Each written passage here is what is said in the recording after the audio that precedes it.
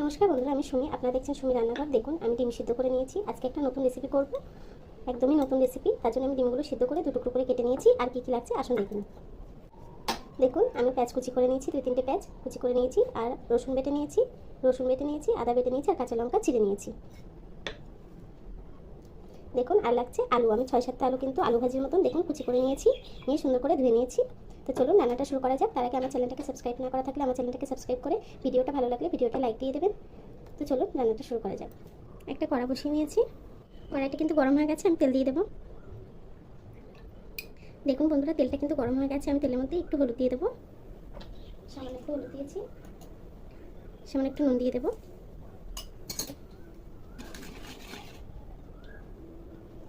এখন যে ডিমগুলো আমি কেটে রেখেছিলাম, ডিমগুলোকে ভেজে নেব।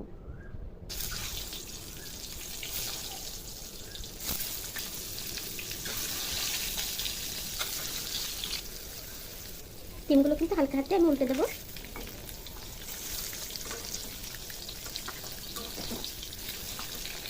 গ্যাসটা কিন্তু লো ফ্লেমে রাখতে হবে, না ডিমগুলো কিন্তু ছাড়িয়ে যাবে, সেইভাবে ভাজা হবে না।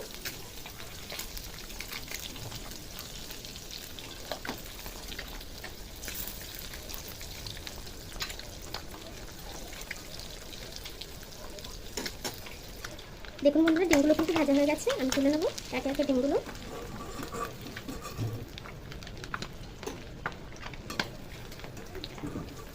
দেখুন, ডিমগুলো কিন্তু ভাজা হয়ে গেছে।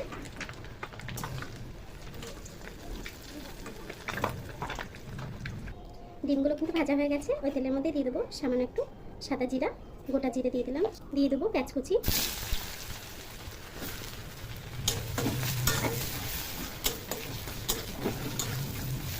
ডিমটা ভেজেছি তার জন্য কিন্তু তেলটা গেজা গেজা হয়ে গেছে, তার জন্য কোনো সমস্যা নেই। কাঁচা লঙ্কাগুলো দিয়ে দেবো। পেঁয়াজটাকে কিছুক্ষণ ভালোভাবে ভেজে নেব।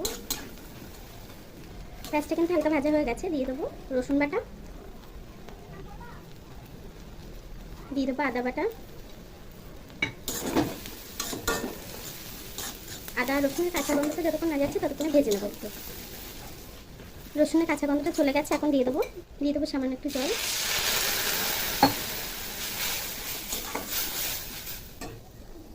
এখন গুঁড়ো মশলাগুলো অ্যাড করবো।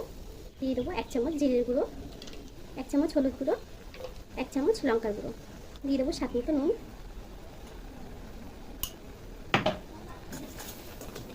মশলাটাকে একটু কষিয়ে নেবো। দেখুন বন্ধুরা, মশলাটা কিন্তু কষানো হয়ে গেছে, তেল ছেড়ে দিয়েছে। এখন আলুগুলোকে দিয়ে দেবো, কুচিয়ে রাখা আলুগুলোকে দিয়ে দেবো।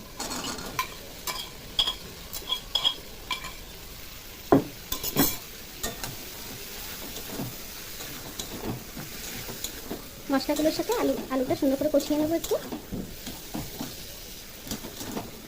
আলুটাকে একটু ঢেকে ঢেকে কষিয়ে নেবো। ঢাকা দিয়ে দেবো। আমি একটু খুলে আলুটাকে নেড়ে দেবো। আলুটাকে মাঝে মাঝে খুলে খুলে আলুটাকে নেড়ে দিতে হবে, একটু পুড়ে যাবে, তলায় লেগে যাবে। একদমই না, ঢাকা দিয়ে দিয়ে আলুটাকে একটু সিদ্ধ করে নেবো।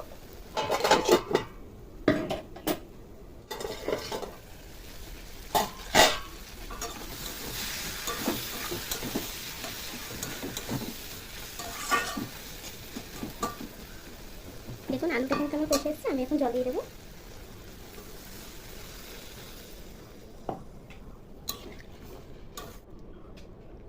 দিয়ে আমি আরও একটু ঢাকা দিয়ে দেবো।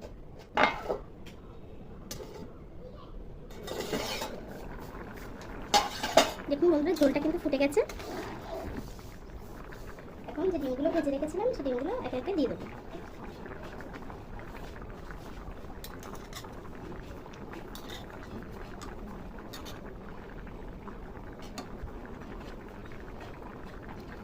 দেখুন বন্ধুরা, আমি ডিমগুলো কিন্তু সব দিয়ে দিয়েছি।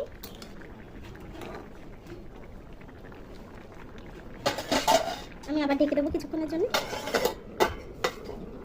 ঢেকে রান্না করলে কিন্তু আলুটা সিদ্ধ হয়ে যাবে সুন্দর।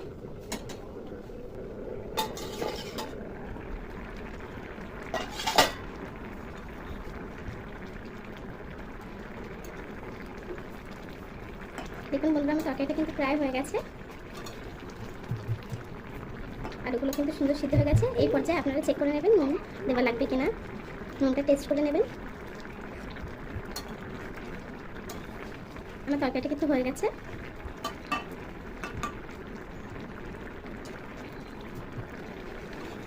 দেখুন বন্ধুরা, আমার তরকারিটা কিন্তু হয়ে গেছে, এখন নামিয়ে নেব।